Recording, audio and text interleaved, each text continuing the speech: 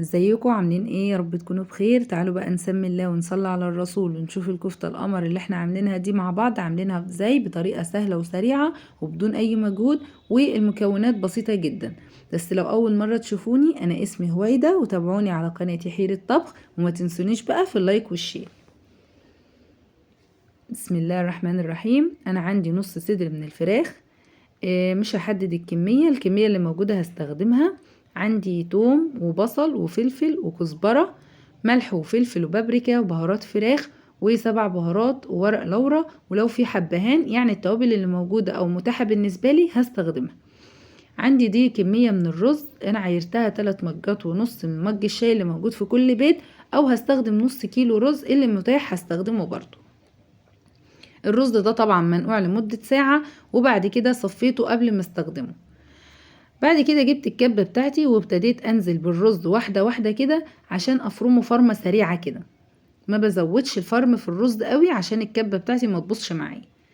بعدين بقى ابتديت افرم الفراخ بتاعتي، برضو هتتفرم فرمة سريعة كده. يعني هاخد المكونات بتاعتي واحدة واحدة الاول في الكبة، وبعد كده ابتدي اخلطها مع بعضها.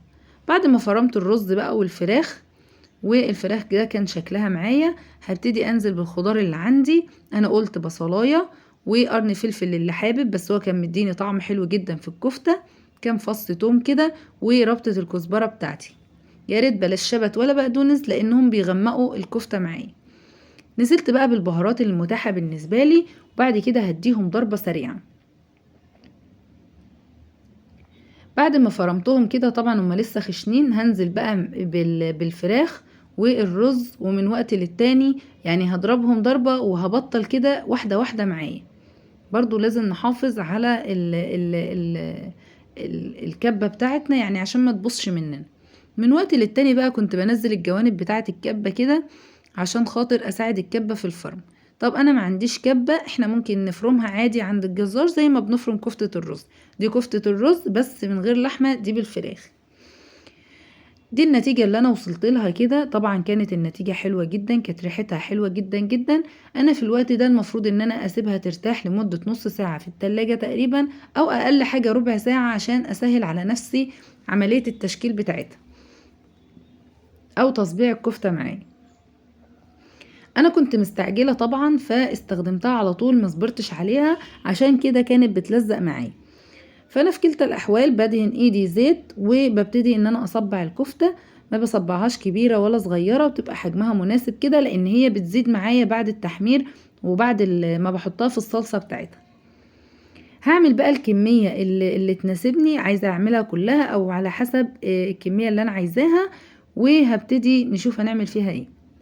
انا الكاميرا كانت فصلت معايا هنا معلش، فانا حطيت معلقه من الماده الدهنيه او السمنه او سمنه مع زيت، ونزلت عليها بكام فص توم. اول ما ريحته طلعت نزلت عليهم ب3 طماطمات معصورين في الخلاط، وحطيت عليهم شويه ملح وشويه فلفل اسود ورشه من السكر عشان تعادل حموضه الطماطم.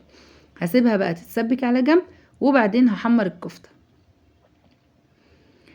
الزيت بسخنه حلو جدا، بعدين بنزل عليه بالكفتة بتاعتي. هي ما بتاخدش وقت معايا في التحمير خالص، بيطلع لونها وشكلها حلو زي ما احنا شايفين كده. يا ريت بقى اللي وصل معايا في الفيديو لغاية هنا ما ينسانيش بقى في اللايك، ويا ريت شير عشان خاطر غيرنا يستفيد زينا. بطلعها بقى من الزيت زي ما انتوا شايفين كده، بصوا متماسكة وحلوة جدا ولونها كان حكاية. بتكون الصلصة بتاعتي اتسبكت معايا، ببتدي انزل عليها بشوربة او بمية المتاح بالنسبة لي بستخدمه. بظبط الملح بتاعها وبسيبها لما بتغلي، وبعدين بنزل عليها بالكفتة اللي انا حمرتها زي ما احنا شايفين. هغطي عليها بقى واسيبها تستوي براحتها، ومن وقت للتاني يعني هفتح عليها واشوفها بحيث ان هي ما تطراش مني جامد، وفي نفس الوقت ما تبقاش ناشفة معايا. كانت صلصتها كده حلوة جدا، او الشوربة بتاعتها يعني كانت مناسبة، ما كانتش تقيلة ولا خفيفة. طبعا ده شكلها بعد ما استوت معايا، كانت ريحتها جميلة وطعمها حلو جدا، والشكل طبعا من غير ما اتكلم هي باين عليها. قدمتها هنا بقى مع رز حباية وحباية، اللي حابب يقدمها مع رز بشعرية او مع رز ابيض. الاكل ده بقى يعني على حسب ما كل واحد وهو بيحب ايه. طبعا هي عجبت الولاد جدا جدا جدا. يا رب تجربوها وتعجبكم وتقولوا لي في الكومنتات انا فضلت معايا الكمية دي، حطيتها طبعا في الفريزر لما احتاجها تاني. يا رب الفيديو يكون عجبكم، لايك وشير ومتابعة عشان يوصل لكم كل جديد.